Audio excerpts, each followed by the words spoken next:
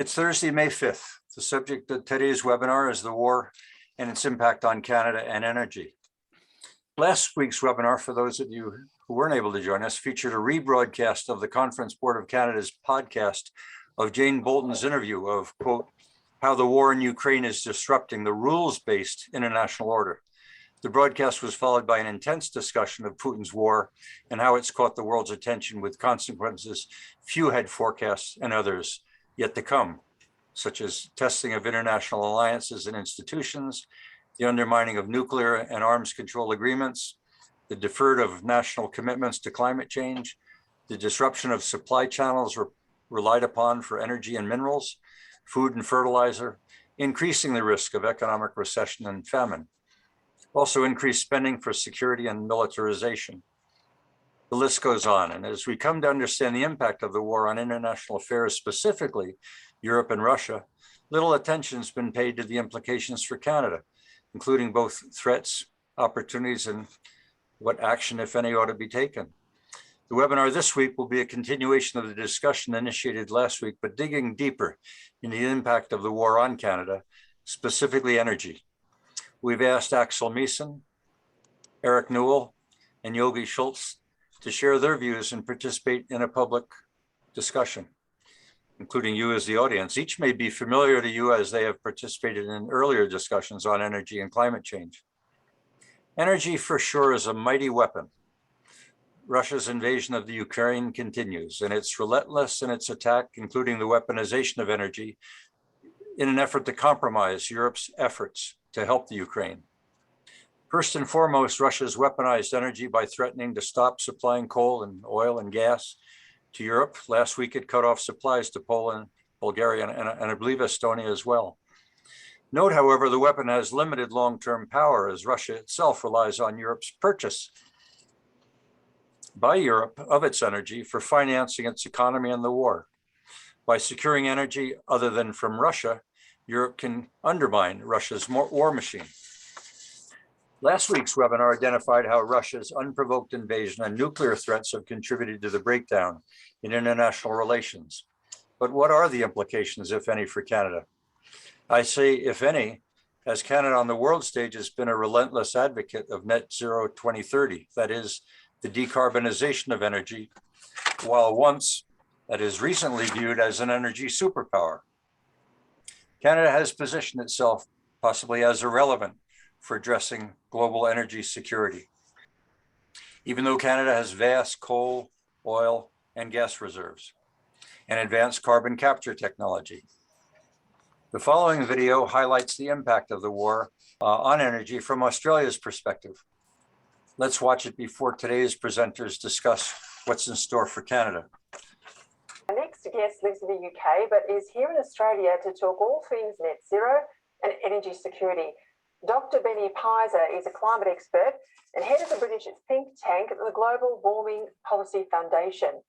Benny, welcome back to Credlin. Great to have you here in Australia. This week, Russia cut off gas to Poland and Bulgaria. The fear now is other European countries like Germany could be next.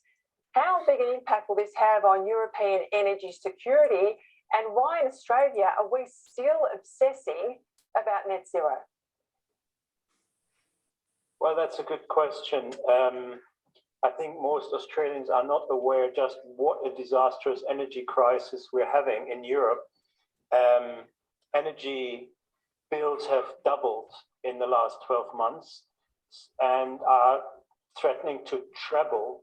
A quarter of UK households won't be able to afford paying their bills. We face the worst energy crisis since World War II, and it's only getting worse as the war in the Ukraine intensifies. So people in Australia should be very aware of what happens if you are not careful with your energy policy. All right, well, what's the fallout going to be, Dr. Pizer, in Europe? Are we going to see coal, oil, perhaps gas get revitalised? More, I know some was announced recently, but more nuclear energy for Europe?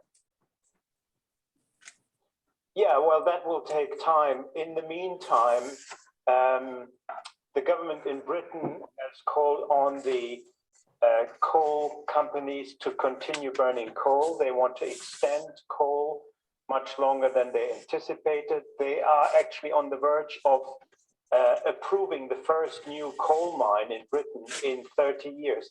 Now, and other countries in Europe are going back to burning coal because gas is 10 times more expensive in Europe than it's in the US, and about 5 times more expensive than in Australia. So gas is very expensive now, and there's a coal boom, not just in Europe, but around the world, because that is the most secure and most affordable form of energy. And, you know, when push comes to shove, then energy security tops everything.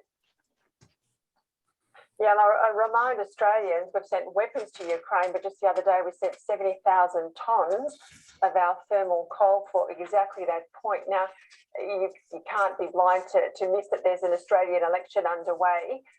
One of the MPs, an LNP Senator, former Energy Minister, Matt Canavan, he's come under fire, Benny Pfizer, from all quarters, including his own party, because he said net zero is dead. But surely what you've just spoken about, the energy crisis in Europe, bears his comments out. So what lessons do we need to know? What do voters need to know between now and when they cast their ballot on the 21st of May? Well, I think if I understood your MP correctly, what he was saying is, if you look around the world, net zero is dead. You just need to look at what Joe Biden does in the US. He's begging oil and gas companies to drill more, to get more oil and gas out of the ground. His approval ratings are very low because energy prices are rising. I think that is what the MP was trying to tell the Australians, that around the world, energy cost, energy affordability and reliability is now the top priority for most countries. Right, well, what about this week in Australia? The federal government, the Prime Minister, gave one of our billionaires $45 million of their money for green hydrogen. Is that a good use of our money? Is it energy security or not? Well, I'm afraid governments around the world are wasting a lot of money on pet projects. We've seen it for the last 20, 30 years. I think at some point, governments will have to focus on what is actually helping consumers, families, households more directly. All of these additional costs are costing taxpayers, are costing bill payers. So around the world, I'm pretty sure the war in Ukraine is essentially changing 20, 30 years of utopian, green, wishful thinking.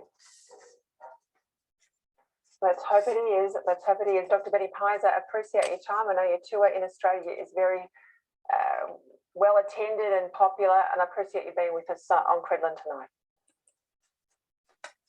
Okay, well, that was an excellent video. There are parts of it that might be subject to further discussion, but without any further ado, okay, you're on, Eric. Sorry. Okay, thanks a lot, Perry. First of all, that was an excellent video for framing it. But the one thing I've seen, it actually, I think, was C.D. Howe Institute said that the war in Ukraine is really an extinction event for the system of world order that we've enjoyed for the last 70 years. And you could probably say it was cracked before, but this war has really destroyed it. And that's a very strong statement.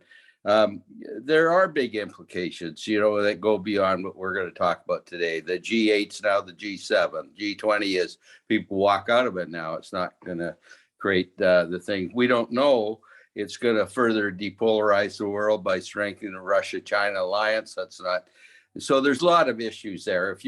It's not just energy we're going to talk about, but if you think about Russia and Ukraine and the supplies of wheat and food and products and that's a huge area as well that we're not talking about today, or water, pharmaceuticals, and but we're going to talk about energy today. And the one thing the war has really brought to the fore is the video brought out very well, is that it really does matter where you get your energy from, and energy security has to be right at the top of any climate and energy strategy. It has to be not just the energy mix. It's just not a matter of shutting down fossil fuels as fast as you can.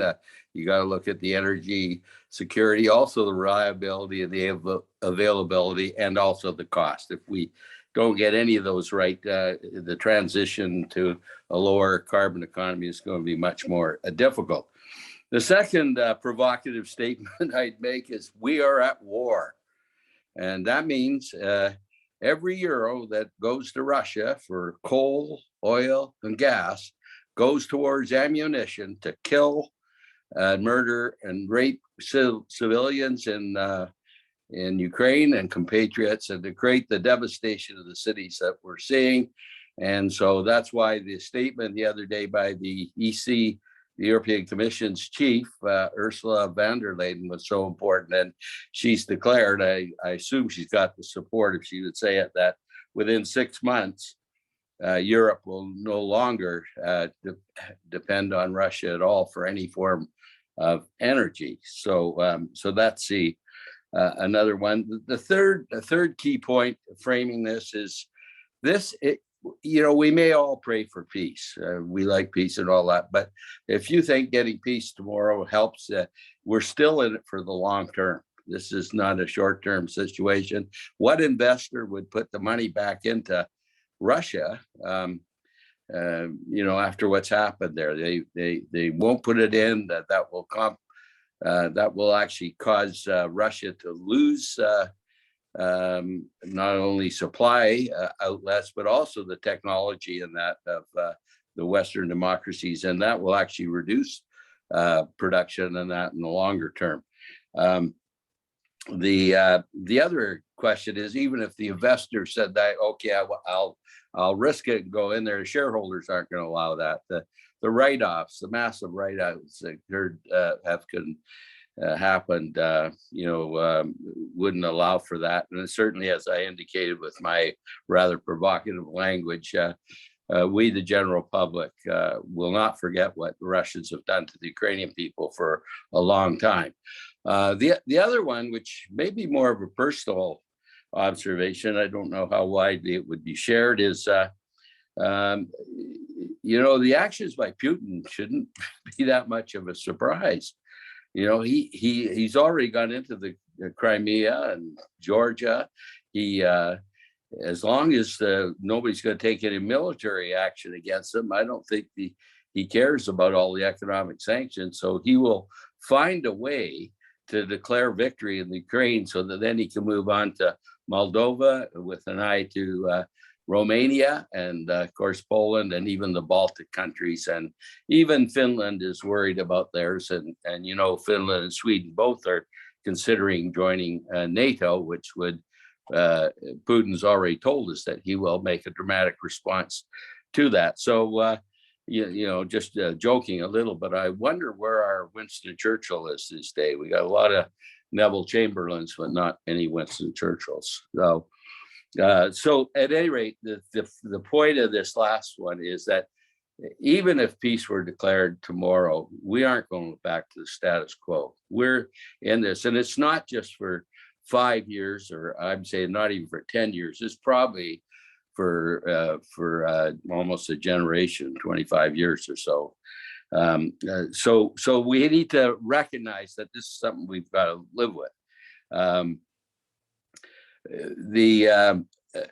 You look at in terms of energy, it's very difficult to deal with the loss of Russia, because on the petroleum and petroleum product side, they export 4.6 million barrels a day into Europe, and that's not easy to replace. And then the gas, the number that stands in my mind is 38% of the natural gas going into Europe comes from Russia. So what can we do in the short run? Well, not a lot. On the oil side, the U.S. might be able to supply some shale oil. That's about the only thing that could come on fast.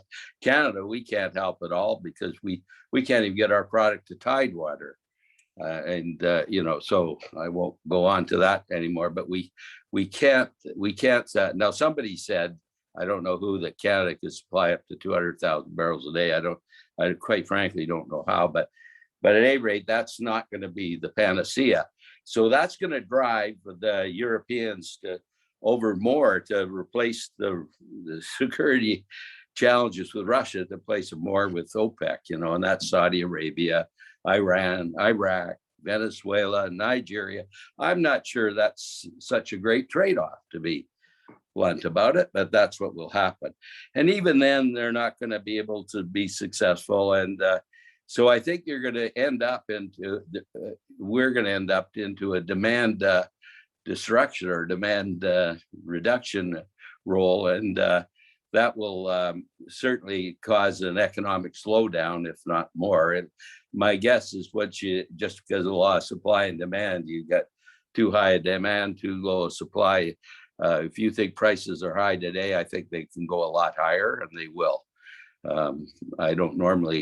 I've been around energy too long to predict energy prices, but in this case, I think pretty sure we're in for a rough road for the next few years on very volatile and high energy prices.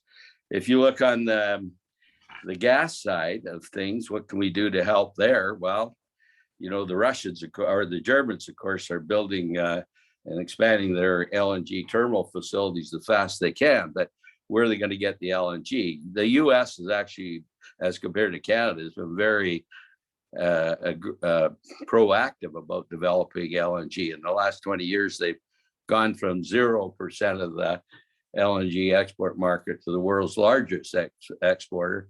But they can't bring it on that fast. And to give you an idea what would have to happen, you'd have to double the LNG exports from the U.S. and send it all to Russia, to Germany, to overcome that. In Canada, even most recently, we killed a project in Saguenay, Quebec, with both our federal government and our Quebec government. And so we're not going to be any help that way. What you heard in the video is what's happening is the UK and Germany and others are having to restart coal plants, which is kind of a counter direction to reducing greenhouse gases. And also they are having to keep nuclear plants going. They were shutting them down, which is kind of counterintuitive to me. And I think Axel might talk a bit about it, that, if you want to reduce greenhouse gases, we should be expanding nuclear power as fast as we can right now. But again, we'll be into that demand management side. It's going to, we're going to get a very big slowdown in the economy. It's going to aggravate inflation. That could be stagflation, or as some more pessimistic forecasters, I was watching BNN today, they're actually forecasting a recession. So what does all this mean to this? Canada and the US can't do much in the short term, but I think it makes a very strong case for Canada. Now let's shift to Canada, to shift to a more proactive climate and energy strategy that builds globally on our vast resources. Think about it. That's oil and gas that could help promote a secure and smooth energy system transition. But it's also all the mineral resources for the alternative energy system, the mining, whether it be battery grade nickel, copper, manganese, cobalt, and heaven forbid, uranium. We've got it all in Canada if we really want to turn this into an opportunity. And Elona's here. She was the one that got us to write the op-ed that we put in research money. And so what I'm saying here is all along those lines. So that's the situation as I see it now. And so what I would like to do is pose a few questions that Yogi and Axel might think about, and then going beyond that, you, the attendees. First of all, I would ask Yogi and Axel, maybe not spend a lot of time, but raise any other implications that I kind of missed about, or even a different viewpoint if you think I've got it wrong and what's going to happen in the short run, and so we can sort of move towards a more common understanding of what the short-term challenges and implications are. More to the point, though, I think for this discussion is the next one, and that the question I would ask is, should Canada change from we have currently a very narrowly focused climate strategy that's focused just on reducing domestic emissions, and that's going to have virtually no impact globally. We're only 1.5% of the world emissions. The alternative could be that Canada could have a much more proactive strategy that builds on our vast oil and gas and our minerals resources. It would help us in Canada, first of all, to finance the energy transition, and certainly by utilizing our vast resources in the oil sands and in the natural gas areas, we can enhance global security, reliability, and affordability to help to make a smoother transition to a low carbon economy over the next several decades. So if you think that that's what we should do, we should change our direction and be much more proactive and treat this as a positive challenge, then we got to start looking at what barriers have to be overcome. And, some obvious ones, we have to build critical infrastructure like pipelines. You can't help the world if you can't get the product to Tidewater. We've got to somehow figure out a way to streamline our resource decision-making in our processes for project approvals. I mean, look what happens. We had 18 major LNG projects in British Columbia there. 17 have been recycled to death. And the one project we got left that's not operating yet, but if it sticks to its current schedule, it will have taken us 14 years to get from the idea to actually operation. With the changes we're talking, the massive resource development, and that both with not just oil and gas, but also going to alternative energy, that's just not going to fly.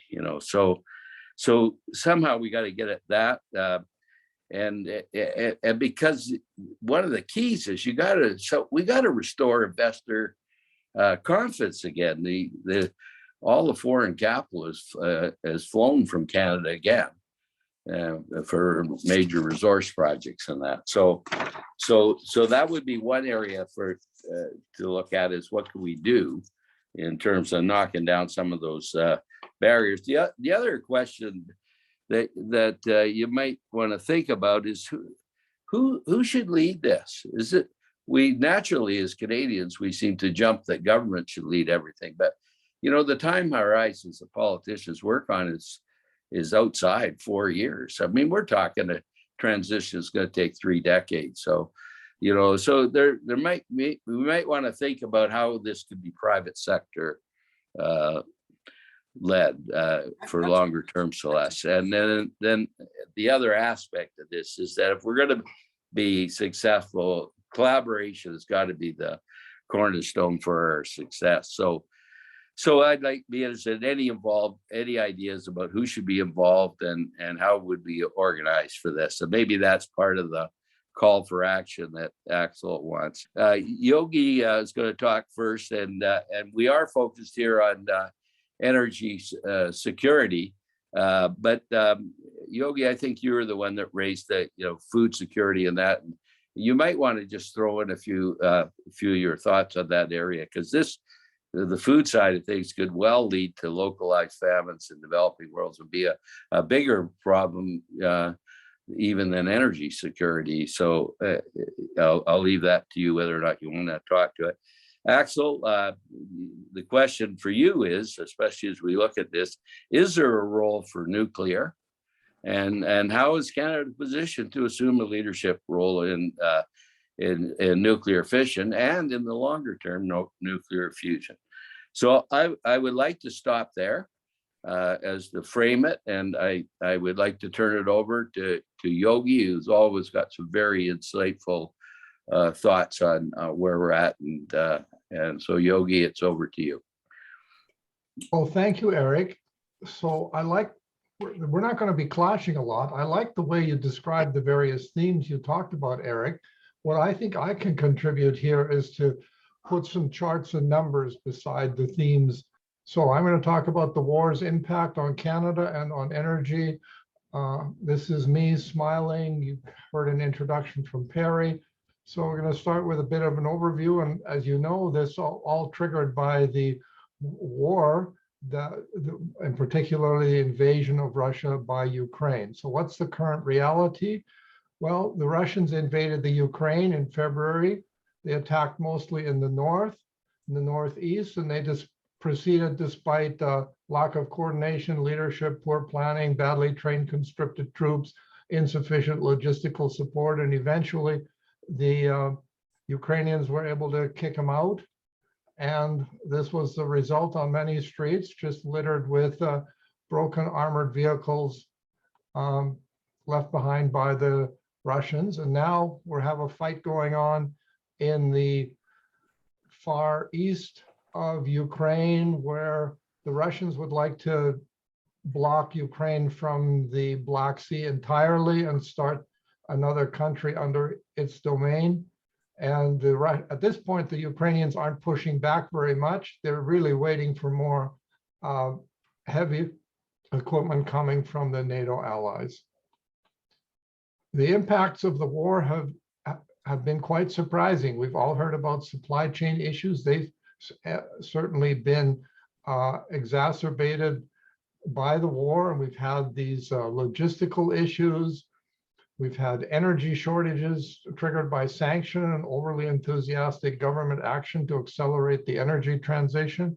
We've had some commodity shortages. War has disrupted exports from Ukraine, and I'm going to elaborate on that in a minute, because Ukraine and Russia are major sources of commodities and food, both of which Eric touched on very briefly. We're experiencing inflation. Now that started before the war, but it's certainly again been exacerbated by the war. We're on the verge of, or already have announced, increased interest rates. The GDP outlook is not good, and it may in fact lead to recession. And we can expect more government spending for foreign aid for Ukraine, for military and humanitarian aid, and then of course, refugee support. So that's quite a list of impacts. So let's go on to the analysis of the threats and opportunities. Most of the threats are focused on Western Europe, but there are global threats, and there are opportunities for Canada as an energy and as a commodity supplier, as Eric has already introduced. The consequence of economic disengagement and sanctions, with Russia producing a significant shares of the world's energy, essential minerals, agricultural products, that some of the bold pronouncements we've heard from political leaders about political disengagement and sanctions may in fact be very difficult to implement without causing a global recession, noticeable reductions in lifestyle and standard of living, additional political instability in some countries, and sadly, perhaps even more military conflict. So I'm not sure how well these sanctions are really going to work, even though a bunch of people are beating their chest about them. So for example, we have the commodity prices shooting up since Russia invaded Ukraine. All kinds of different commodities are listed here. And then we have Russia's exports. Eric referred to the significant natural gas exports of Russia. Well, wheat and oil and aluminum and copper are also there as significant resources. Now, if we, through sanctions, choose to say, no, sorry, we aren't going to buy this anymore, what we're really saying is we're willing to take a major global recession. I'm not sure how many countries are up for that. So I'm suggesting some of these embargoes are not going to work. For example, on the crude oil side, a significant countries aren't participating. China and India are willing to purchase the Russian crude oil that Europe no longer wants. On the natural gas side, the consumers can't switch easily. So Europe will build more LNG imports, as Eric mentioned, but he also pointed out the constraints of that.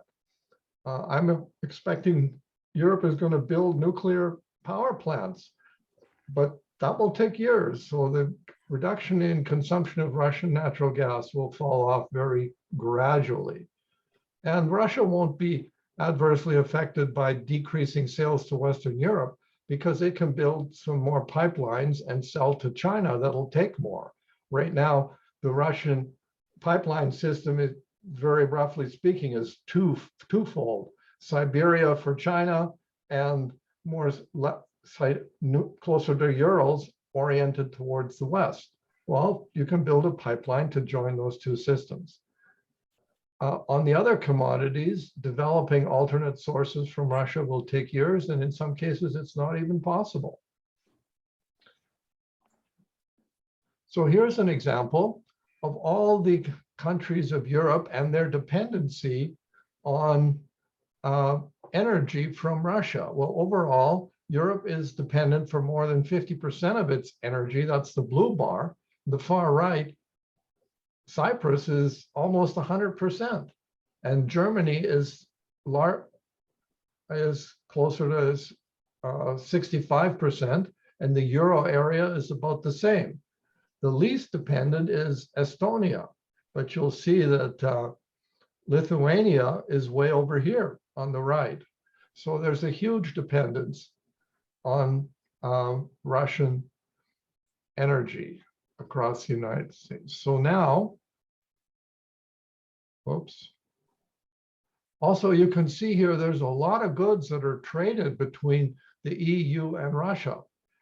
Certainly, we've had a big focus on petroleum and natural gas in our conversation, and those are the biggest bars here, but there are significant other bars, and they cross the gambit of products across many industries. On the military side, there's the question, can Ukraine actually win the war against Russia? The Ukrainians have a lot of advantages. The first one right here is about morale. The Ukrainians have used their limited number of troops well because they're defending their homeland. The Russian troops are wondering why they're even in the Ukraine. I don't know how much attention this has received, but the Ukrainians have been extensively trained by the USA and the UK since the 2014 Russian invasion that resulted in the parts of Donetsk and Luhansk being incorporated into the USSR. So, and the Ukrainians have been continuing to fight against Russia in those eastern areas, so they built up a lot of combat experience. There's been a lot of talk about javelins and stingers, and those have had a big impact in allowing the Ukrainians to be very effective on the battlefield.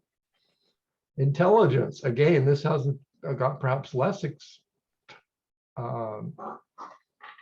discussion, but the Ukrainians are receiving real-time intelligence from the USA spy satellites. And you remember this famous photo of that 40-mile-long stuck Russian supply convoy. That came from a commercial satellite. You can buy that photo if you want. So they're getting incredible intelligence.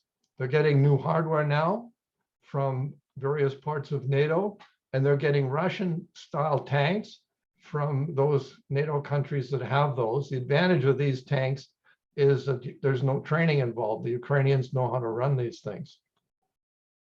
But there's some problems here. If you look at the value of grain exports by country, shutting Russia out of the world markets is going to create a worldwide famine.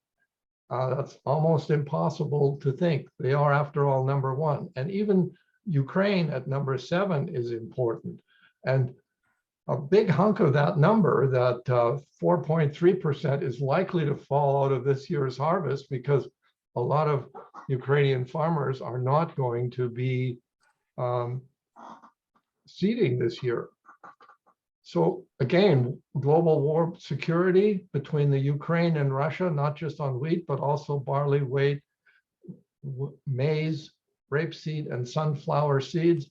These are commodities where these two countries have a dominant role. So we either we won't get it this year, or we can't really sanction it as much as we'd like to. And here it is again, different perspective, same important matter. So just how big are these various wheat exports? Well, 37 million tons, taking that Russian out of the market, that isn't just not going to happen as much as we might like to.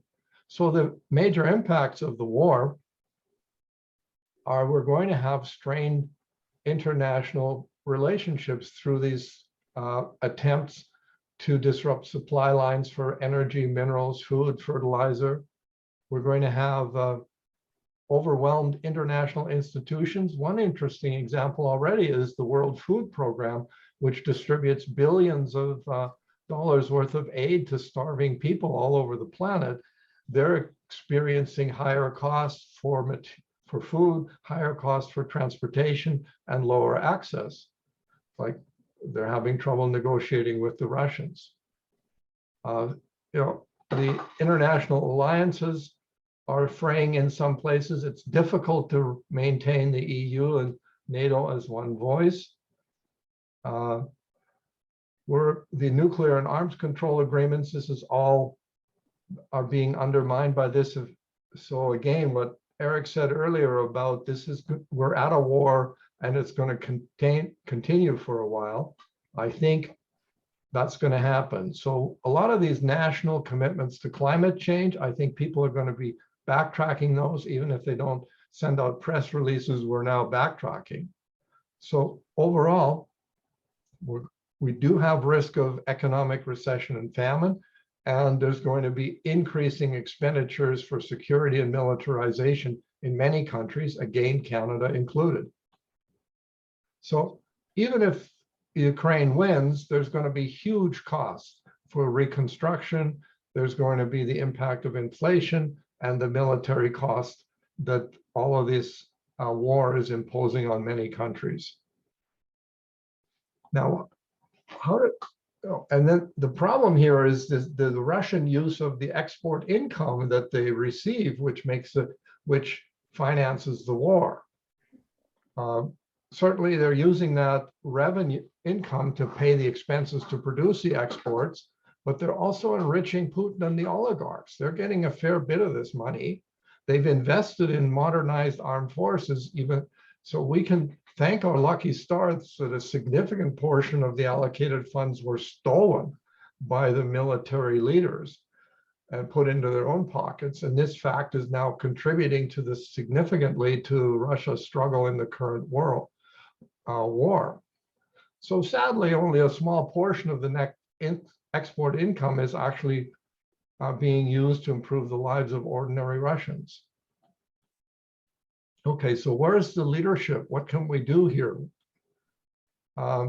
Sadly, Ministers Wilkinson and Guilbeault in Canada, their comments about responding to the energy supply crunch that was being experienced by Europe, I thought it was an embarrassment and a misrepresentation at the worst. There are a number of things that we can do.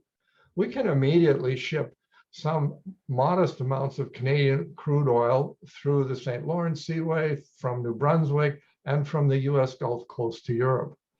We can revive the Saguenay LNG project that Eric referred to. We can think about the Energy East pipeline. We can think about the Keystone XL pipeline. These are all chances that we have to improve worldwide energy security and finance the energy transition for Canadians. So I hope that we will do that, as well as encourage investment in oil and natural gas that's been chased away. And to put that in numbers, we have almost 10% of the world's proven crude oil reserves. So the world needs those to maintain energy security. it's bizarre, the policy that we're currently following. So this is an interesting chart I saw today, where it demonstrates that the reality is the opposite of the Liberal government goals. Canada's fossil fuel exports surged to a record 27% of our goods shipped or exports. So even though the federal government has been trying to reduce and strangle oil and gas industry and production, the reality is that it's growing. The sad part is that the railways are getting a big chunk of the revenue rather than the oil companies. So that's the unintended consequence of the crazy energy policy we have in Canada. So I think there are dysfunctional consequences of pushing the energy transition too hard. And what we're doing, we're trying to accelerate that by increasing subsidies for investment in clean energy. We're creating rules to phase out burning fossil fuels and to accelerate the acquisition of electric vehicles. So I'm rapidly running out of time because I want to obviously need to have others participate here. So these are all the risks and consequences that we're having to deal with. So the conclusions that I want to share are that Canada can truly help Ukraine more with military equipment and with energy and with minimizing the risk of energy security for other lands. We can increase that oil production and get natural gas production to provide that security.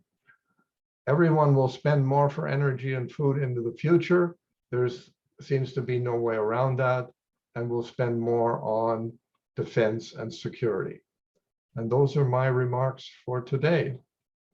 Let me stop sharing. If anybody wants to throw in any questions, or over to you. Who's taking it from here, Eric or Perry? Yeah.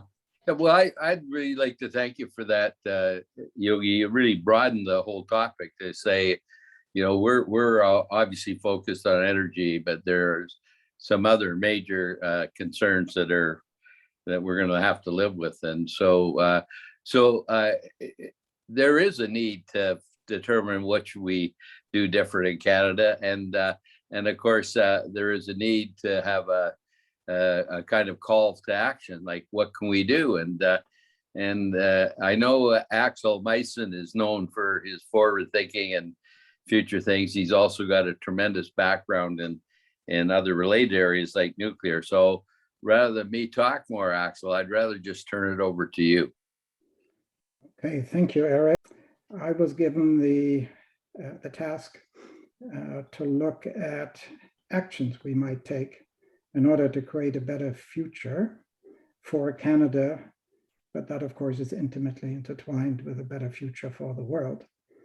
And I will do that from the Canadian perspective and from the energy perspective. So I've got a few slides that I want to share with you. Let me start out by something that I would call realities. And they actually mirror quite nicely what Eric and Yogi have said. But I use somewhat different words in order to position the following slides. The first reality is that the world is much more interconnected than it used to be. The world is much more volatile, and we know about the Ukraine-Russia conflict, but it's not the only area of volatility in the world. And the world has become a much more dangerous place, and not just dangerous at the personal level, but at the regional level and at the level between countries. The second really key reality is that energy is essential to modern life. I don't think I have to elaborate to this audience on that fact. But the third point, namely that energy supply is key. The energy supply must be reliable and affordable. And I would now add under widely varying conditions. We got used to energy supply in the 1950s, 60s, 70s. Well, we had the Arab oil embargo in the 70s where energy supply was at issue, but then we returned to a fairly stable situation again.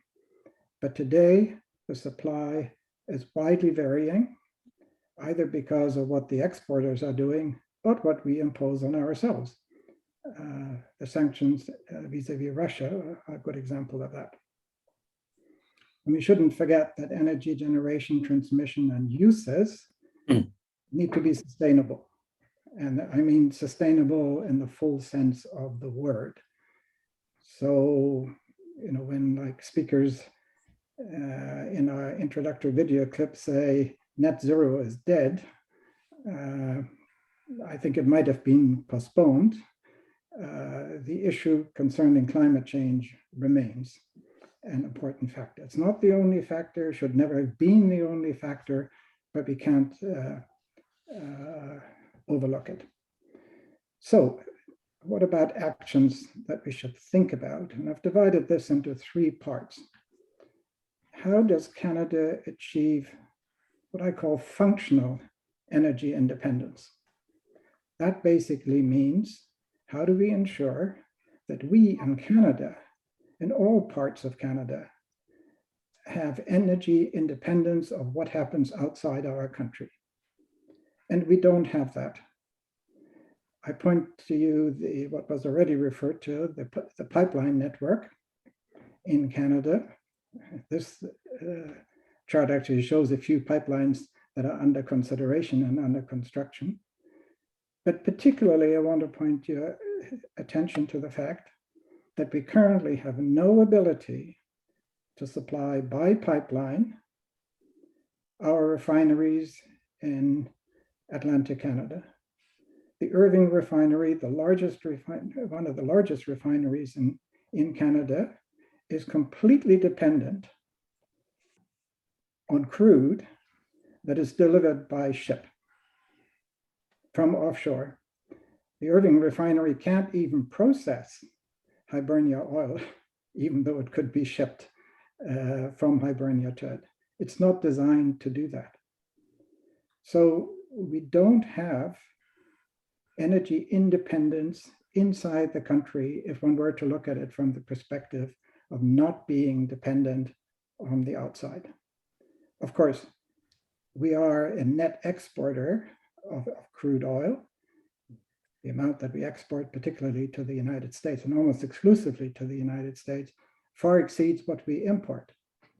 But if we were cut off from foreign supplies, we would have real difficulties in Atlantic Canada in the current situation. And it doesn't have to be this way.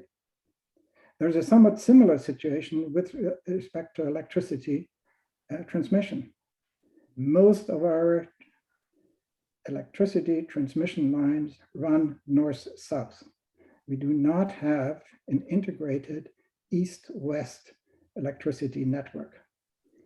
Canadian Academy of Engineering and many others have commented on the need for having such a transcontinental electricity network in Canada.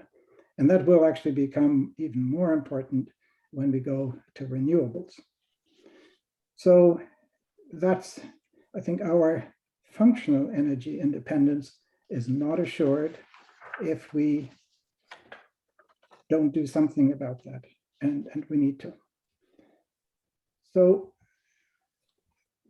what can we do with respect to increasing our energy security? And this I distinguish by energy security here. I'm focusing not on the shipment of energy within the country, but just the security of supply. Well, we can increase our energy security and our supply in a variety of ways. We can expand our SAGD operations, for example. I call it SAGD Plus. These are technological advances.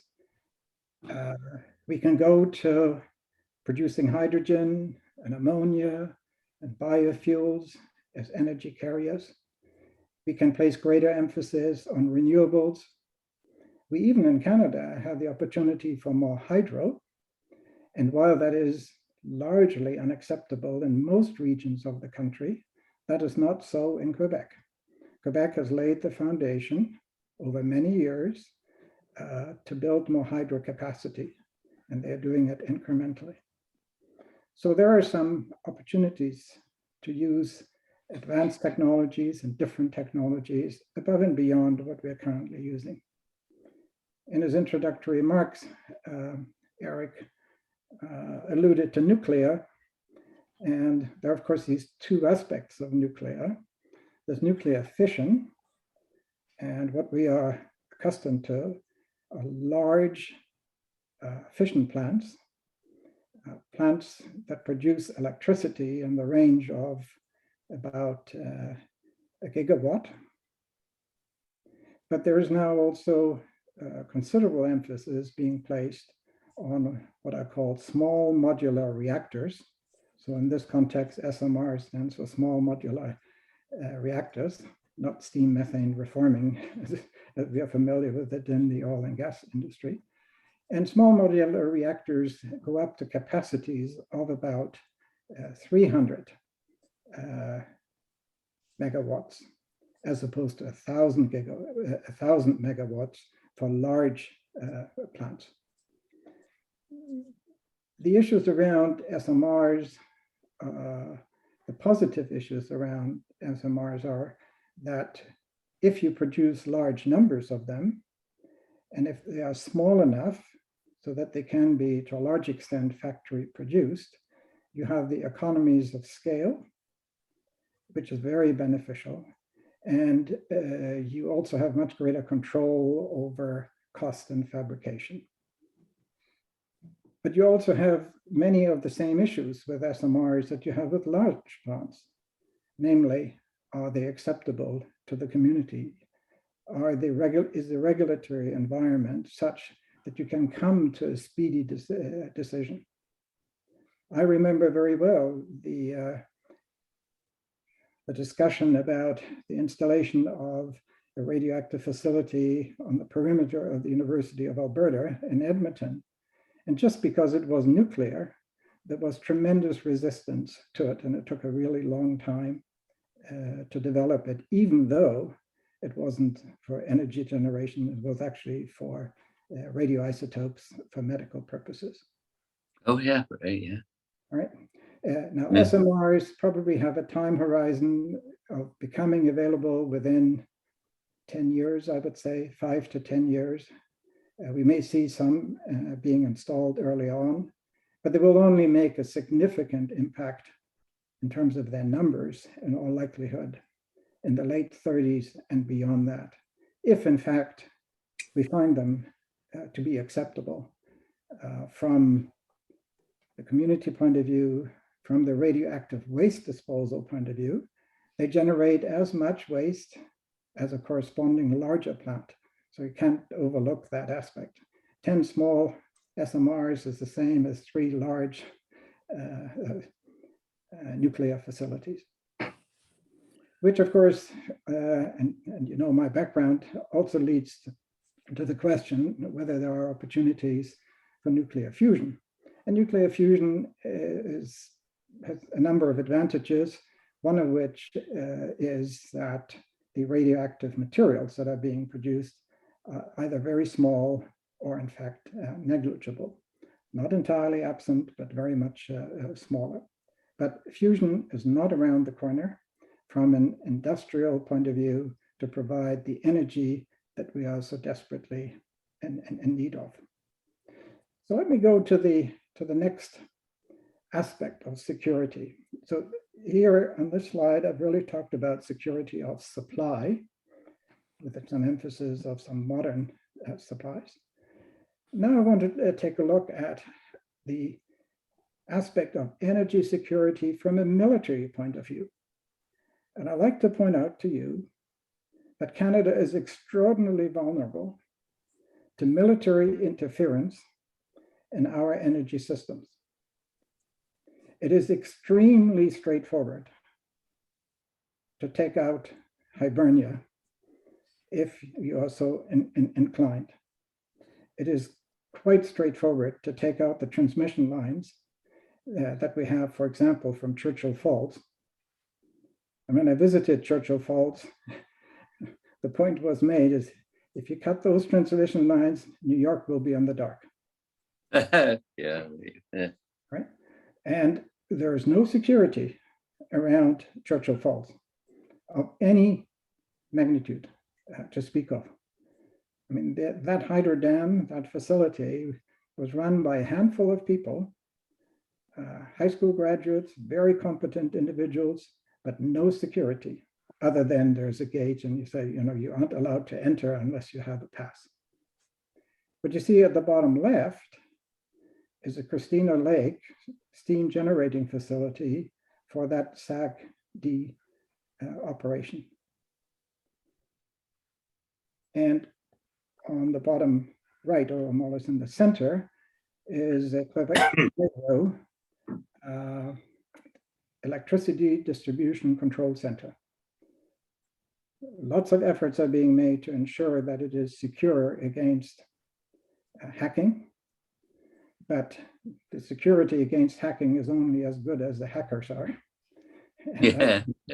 Too much faith into that. So why do we have to worry? Why do I raise this in Canada? And why do we need to worry about this? Well, I'm raising it because in Canada, we never had an intruder from off continent. Even in the Second World War, the threat from Japan and from Germany or the Allies, the Axis powers, if you wish, was minimal. Nothing was ever bombed in any significant way. And that's different today. It's different because you've got cruise missiles and they can be launched from ships, not even naval vessels, but ships that look like cargo vessels. We've got drones. The drone that is shown here is a drone that is commercially purchasable by countries from China. Okay? It's not as capable as some of the drones that we have in Western Europe, but these drones have the capability to attack Hibernia, the transmission lines from Churchill Falls, anything that's really on the perimeter of our country. And we're not paying enough attention to the military protection and hardening of our energy facilities. And of course, we have the hackers, which I responded to. So one of the points I'd like to leave you with is that we have to think about the military protection of our energy production and transmission system in the country. And that's important for our own uses, as well as for the export uses of oil and gas or whatever else we are exporting. Let me go to the third part. And this is a little higher level than what I've talked about before. I think we really do have to look at addressing root causes of the problems that the world is facing. You know, we really have to look at what is the root cause of the Russian invasion that creates the migration of literally millions of Ukrainians. Yes, we have to report when it happens and what the numbers are, but what are the root causes that underlie it? And it isn't enough just to say, well, it was Putin's idea. I mean, Putin developed as a leader of Russia into what he is today over a period of 20 years. Okay, so migration caused by strife, military interaction is critical. Poverty, let's not forget the driving force of poverty. The number of migrants that show at the southern border of the United States are often driven by poverty and inequities. And we're not dealing with them adequately. The slide at the on the right-hand side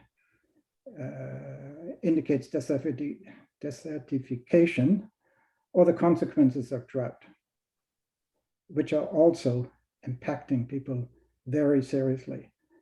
And we can't deal with that by just providing people with food or just providing subsidies. That is not sufficient. What are some of the other manifestations of causes we need to think about?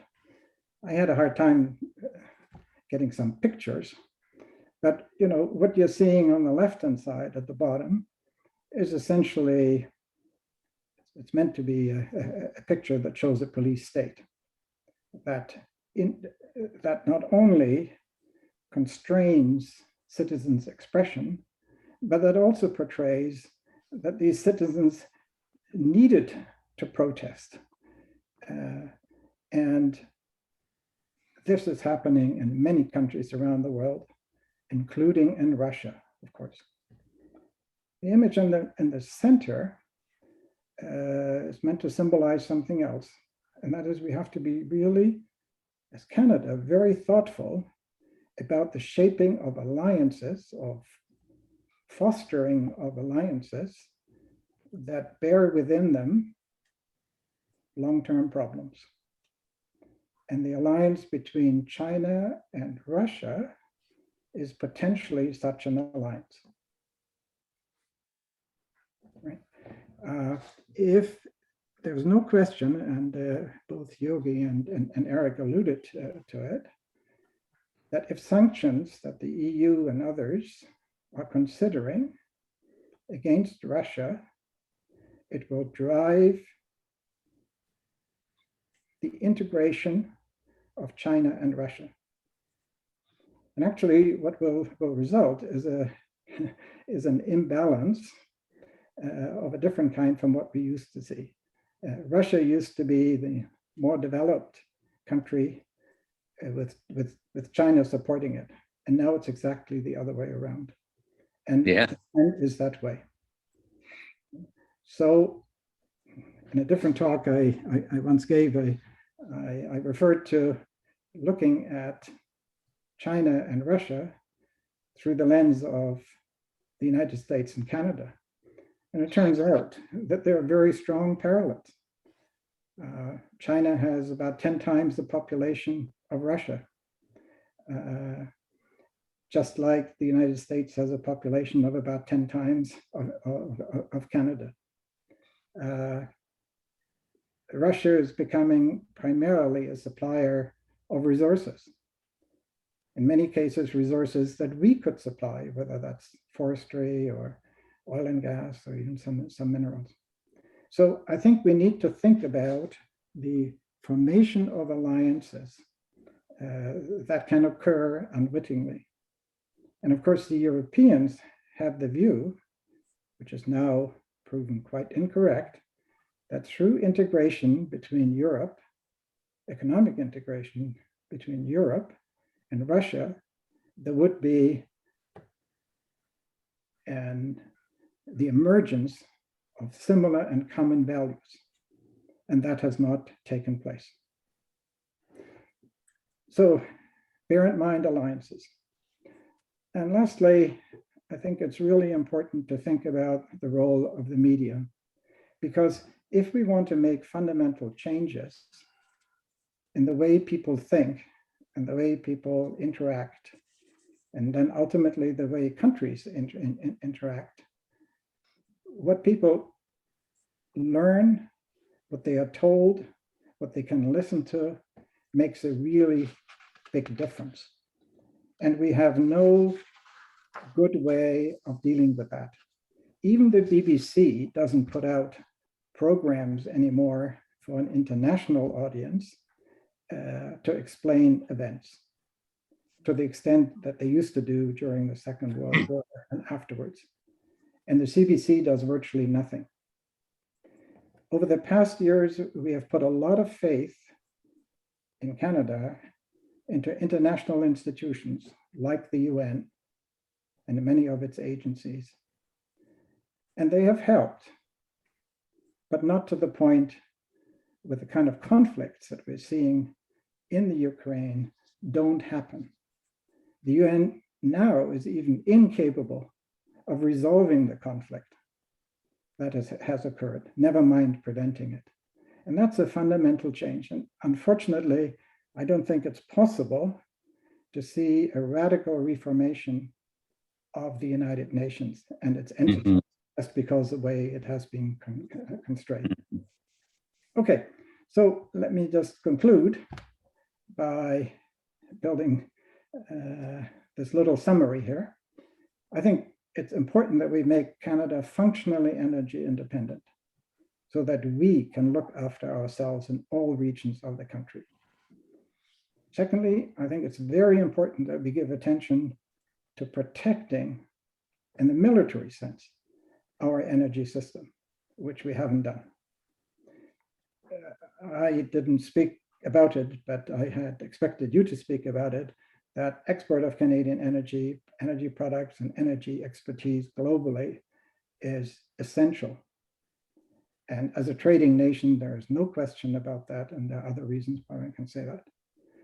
And I think lastly, we have to think about how we can influence global conditions based on our values, which I take from the Canadian Constitution, global peace, order, and good government.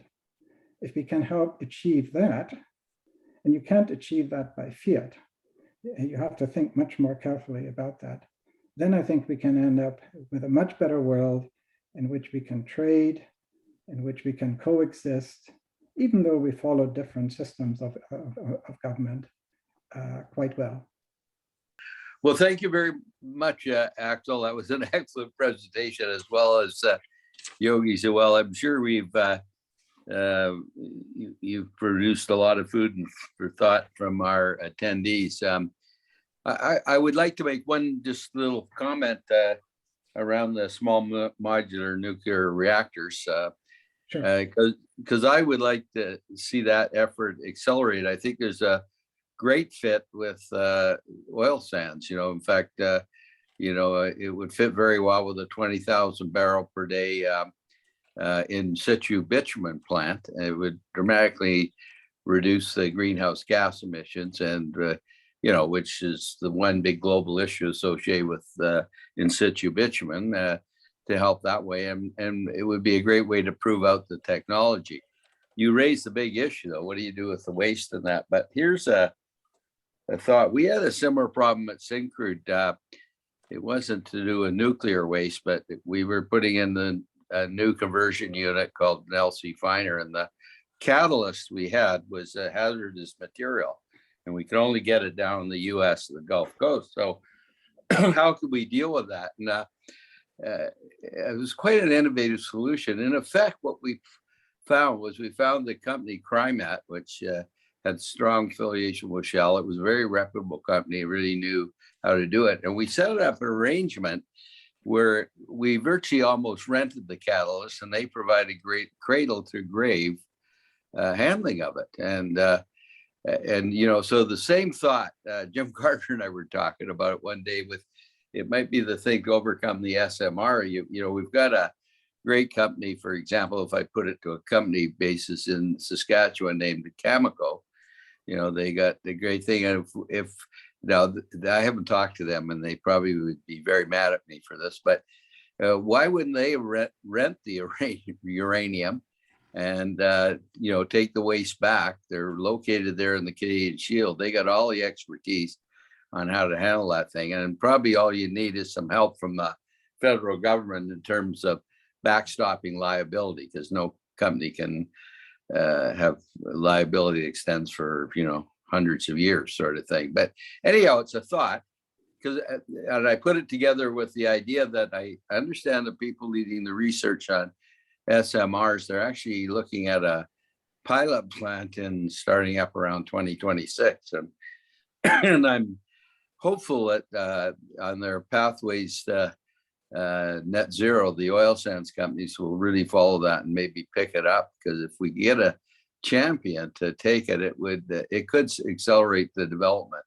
I mean, you're still right. It's still going to be 5 to 10 years until full commercialization. But if you could do it a plant basis, then it's not a big step to say, well, how could we move it to small communities to power whole small communities? So anyhow, I leave that as a thought. Okay, so there are 2 points then, Eric, that you raised. One of them is the suitability of SMRs for SAGD operations. Yeah.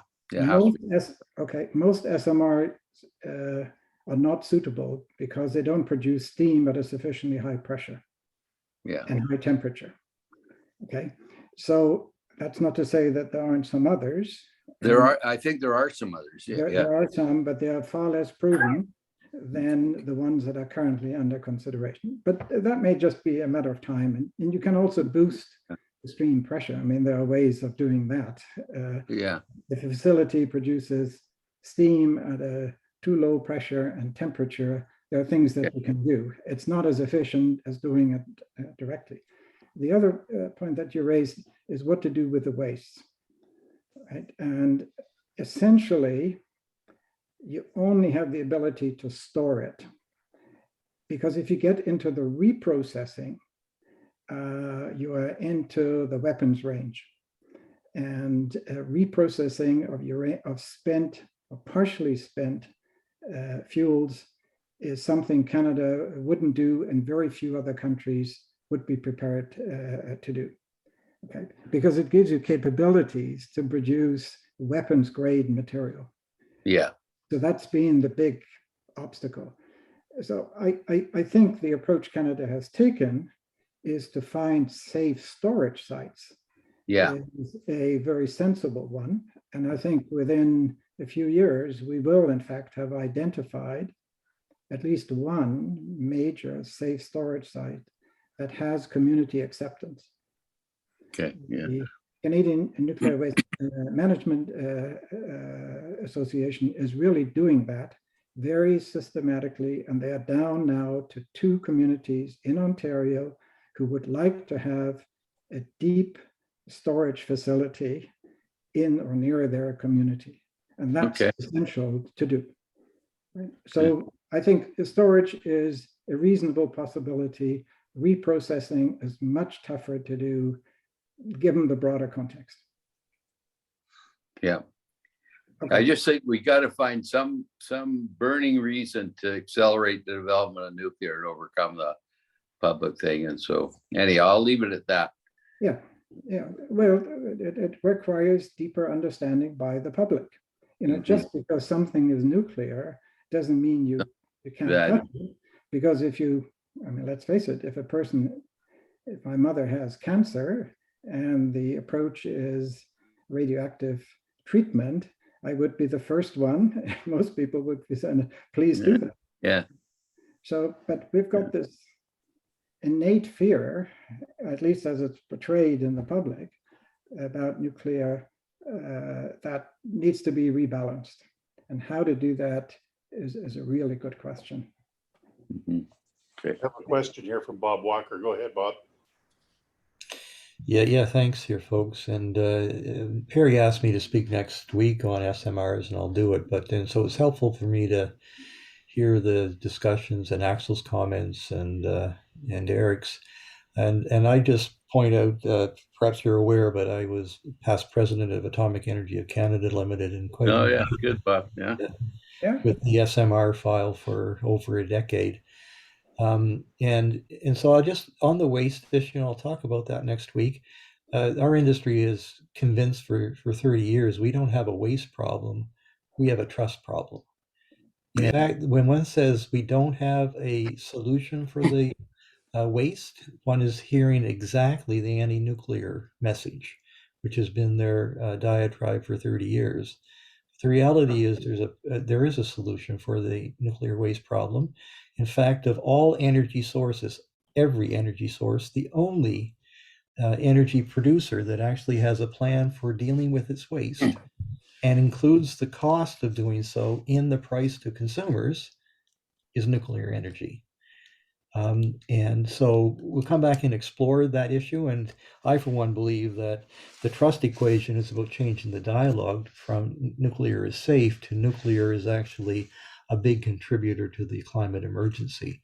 because our focus for the last 30 years has been on safety, and our industry has been guilty of this. We're safe, we're safe, we're safe, as opposed to nuclear energy is clean, it's reliable, and it makes a big difference to the quality of life. So I'll talk a bit about that. I'd also just pick up on a theme that I've certainly come to appreciate over the past couple of years as one looks at the scope of the climate emergency and what one needs to do to transition off it. And that is the reality that large nuclear is still in the game.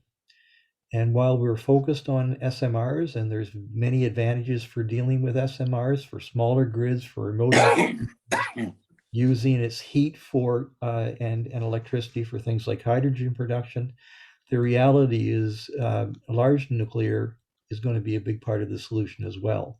And certainly for Ontario, going to large nuclear is a big player. And you look at what happened in the 60s and 70s, where the build out of big nuclear occurred in Ontario. We started building Pickering. Pickering was half built. We started building Darlington. Bruce. Bruce was half built. We started building Darlington. And we stopped because we had enough electricity, enough energy for Ontario. But the reality is going and building 20 or 30 more CANDU plants, not the current technology, but a third generation CANDU is a viable solution. It's economic. We know how to do it. The supply chain could be ramped up to do that in years, not in decades. So it really comes back to what is the priority. And I believe it's a blend in Canada of SMRs, but also coming back to large nuclear. So I'll talk about this next week. And I also would point out in my background before going to ACL, I ran the Defense R&D program. I was the Defense Chief Scientist. I also chaired the NATO Research and Technology Board at the time we started out what to do with Russia. And so, boy, does this all sound familiar. So I look forward to the discussion next week. I'd like to pose a question, if I could, back to Axel. You've made a very strong point of the unlikelihood of Russia and Europe getting back together anytime soon, and that the initiatives that are underway may in fact drive Russia into the arms of China. And yet China does have the potential to play a mediating role between the West and Russia. Do you want to comment at all about maybe we've been thinking about China the wrong way? Well, the opportunity for China to play that role is there. Certainly, if China were to indicate a much clearer position with respect to the resolution of the Russia-Ukraine conflict, it would come to a conclusion much more rapidly. The question is, what's in the interest of China? If you sit in Beijing, and I don't propose to do that, but if you imagine that, what's in the interest of China? There's certainly a strong interest in China for Russia not to become part of Europe. Now, today, that seems very far-fetched, but if you look back 5, 6 years ago, 10 years ago, certainly after the dissolution of the Soviet Union, China had a concern that Russia would, in fact, join NATO and join the EU and become a European country. Now, history has evolved in a different way, not because of what China did, but there's a series of events that occurred. We have to seriously think about what happens when the guns fall silent in the border regions of Ukraine. We've got to build a peace with Russia.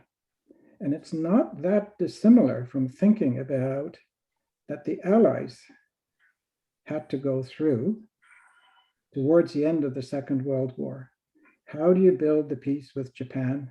How do you build a lasting peace with Japan? How do you build a lasting peace with Germany and German allies? And a number of things came to the forefront. One of them was a helping hand. Think about the Marshall Plan. It wasn't restricted to Germany, but also other countries that suffered. There was a helping hand to Japan to reform internally. What the Allies did not do is impose severe reparations the way that was done after the First World War, because they felt that that would be the beginning of a new conflict. But you can't just translate, I think, what we did after the Second World War into today's world. But it requires thought as to how you build the peace. And I think what has become very, very clear is that you cannot build peace on economic ties only, especially when the economic benefits from these ties flow to small numbers of people. The economic ties between the US, Western Europe, and Japan after the Second World War benefited almost every European, not just the wealthy, or not just the equivalent of the oligarchs. And how do we do that as we think about Russia? And I think that's essential to do. Thank you. That was quite illuminating. Are there any other questions, Eric, that you'd like to see posed before we wrap it up? We've got a few more minutes yet. Yeah, the only one we kind of haven't really addressed, is I think that seems to be a strong consensus. We ought to change our energy and climate plan and be more proactive and be, using hydrocarbons or oil and gas, to be more specific, to help not only finance our energy transition domestically, but also to provide for a much smoother transition globally. So how do we, first of all, the first question is, if we should do that, how do we get there? Right now, with the current leadership, there's no appetite for that. And then secondly, to me, we need to have some really good institutional innovation to solve this terrible energy decision processing and approval process we got.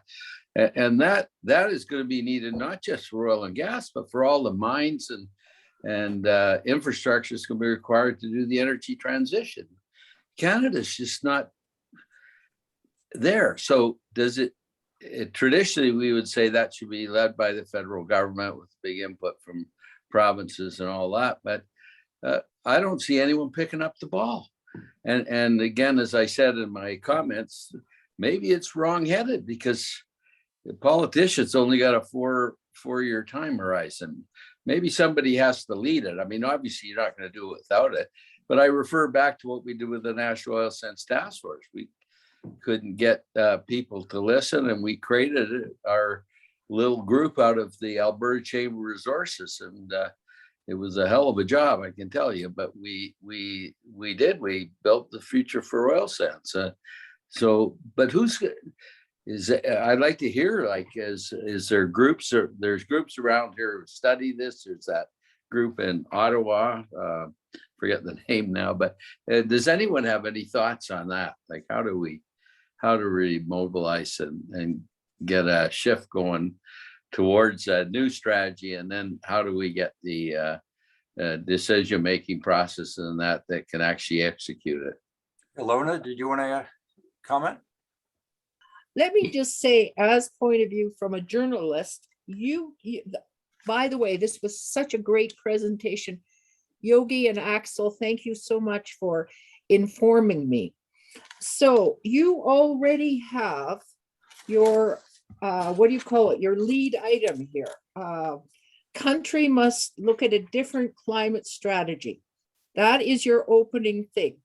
So what I suggest to you, I don't know how many people you have on your webinar here, Perry, but you write a press release.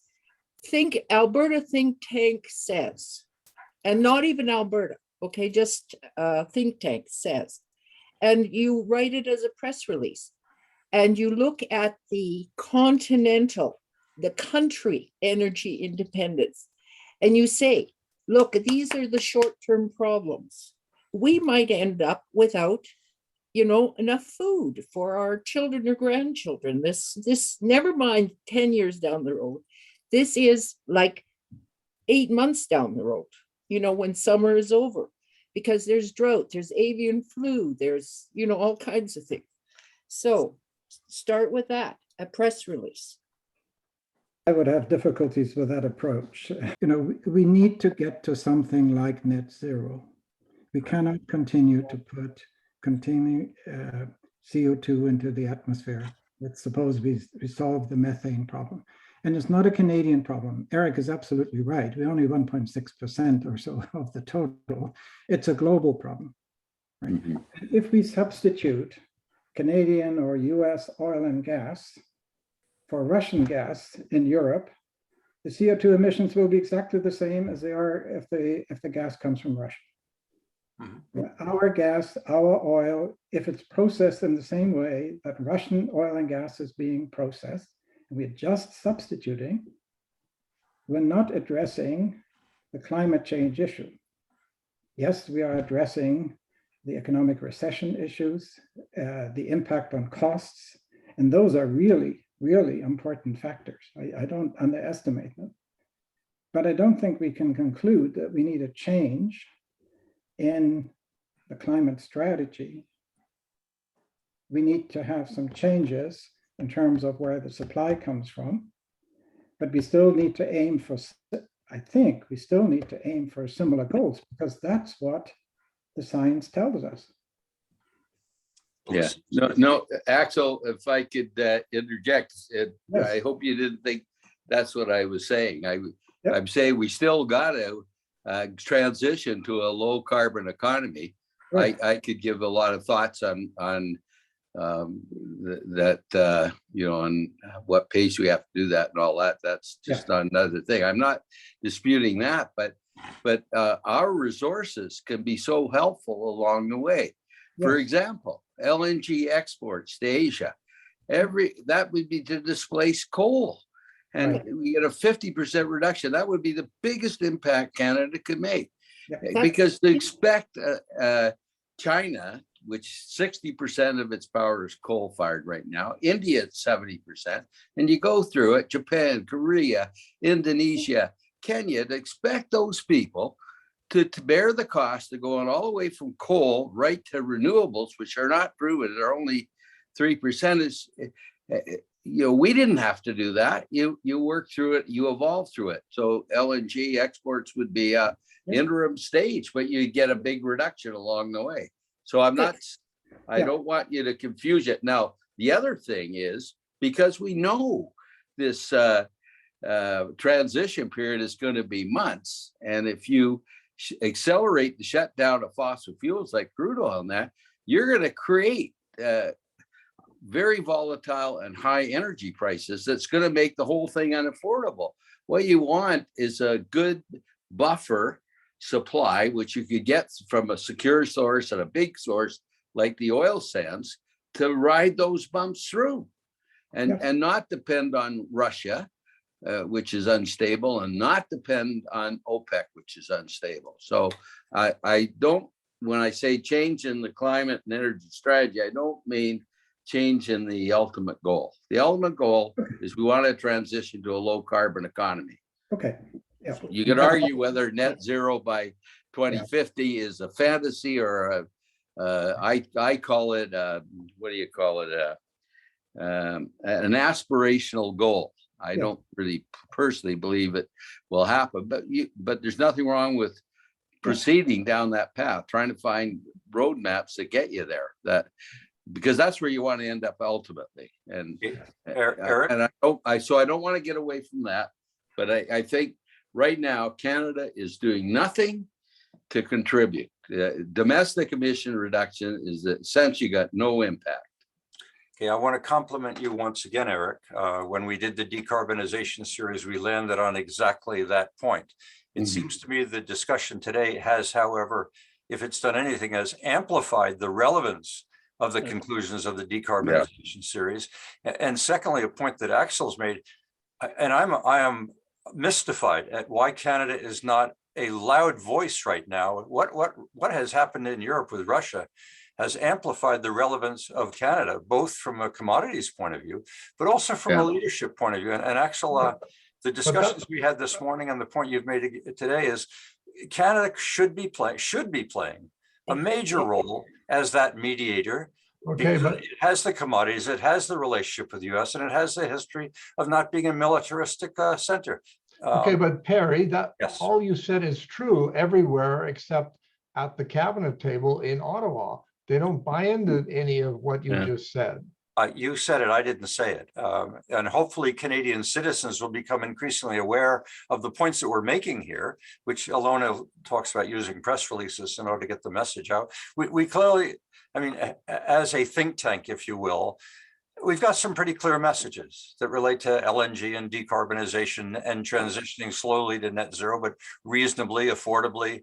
We've talked about independence for Canada itself. I mean, we haven't been particularly cognizant of the fact that we've left Eastern Canada out of the equation, and Quebec seems to feel quite certainly comfortable with that. We've got major issues of internal and external leadership in this country. So us to be an international leader, we can do a better job internally leading as well, and that's an educational problem of our population. And the discussions which we've had typically within these webinars have been of an economic nature, which doesn't seem to catch a lot of attention in Eastern Canada that wants to talk about, you know, racism and issues of social justice. So we even have a schism on that front. One of the positives today has been the role of nuclear. And that's why we want to address it next week. And I think, Axel, your contribution today and Eric is, I think we should be looking at a leadership webinar sometime in the near future as well. Yeah. I think that's probably a good way, Dan. I hope people enjoyed this today. I think it's been in the news all the time, but the fact that they keep talking about it just as a energy security issue, first of all, is too limiting. This war has actually destroyed our system of world order, and I love the part that Yogi did about going through the food and other products. You know, hey Yogi, we never got to water. You know, I think water is going to be the crude oil of the 21st century as we go out. Wait till you see the issues we get there. So I think well, Alberta has an opportunity to be a leader with water as well. There's Northwest Territory. Yeah, I know we could. Yeah. So, and I think that a lot of ideas are coming forward from participants. You know, I want people thinking about it and keep feeding it in, and we learn a bit more. Believe it or not, I still have a lot of faith in our democratic process. So you might find this funny, but I've sent my MP, he has the copy, Elona, of our op-ed and what we're doing with it. And I've asked him to make sure that it gets presented to each of the leadership candidates in the Conservative Party. And he's a good MP. He was my MLA before. I'm talking about Matt Generu. And I know he follows through. Whether he can do anything about it is not. And he's come back and said, well, wait till they get down to the short list of the leadership candidates, like 2 or 3, and he will try. And Perry, Matt knows you well, and he's kind of promised us that he would try to get us an audience with those people too. So somehow, you know, it's one thing to sit back and say, well, the government's dumb and they're not listening, but sometimes you just have to reach out, and we keep trying. It's only one small effort, and I think these webinars are very good. It gets everyone thinking a bit and spurs on, well, what do you do next? And I think as you build the understanding, you know, hopefully we will see positive change. So I enjoy what you've done, Perry. I think it's a great service, creating the KEI network, not just for this issue, but for many others. And I appreciate the time that all of the attendees here are willing to spend listening and contributing. So thank you. I'll leave it at that. Thank you, Eric, for your compliments at the wrap up. I thank you, Axel, for your input, your thoughtfulness, and the fact that you could consolidate what is probably the biggest mess we've seen in 100 years. I don't think there's any issue that we've touched on that we haven't known about, but have ignored. And what this Russia invasion has done, call it a positive or a negative, is certainly amplified the relevance of issues of security, whether it be military, food, energy, or the international alliance and the relevance of our institutions. Yogi, just once again, I mean, your capacity to unravel and present in a straightforward way, it's marvelous. You speak what you write what you speak, and very few people seem to have both at hand. So thank you. I hope to see all of you next week. So I thank all of you very, very much.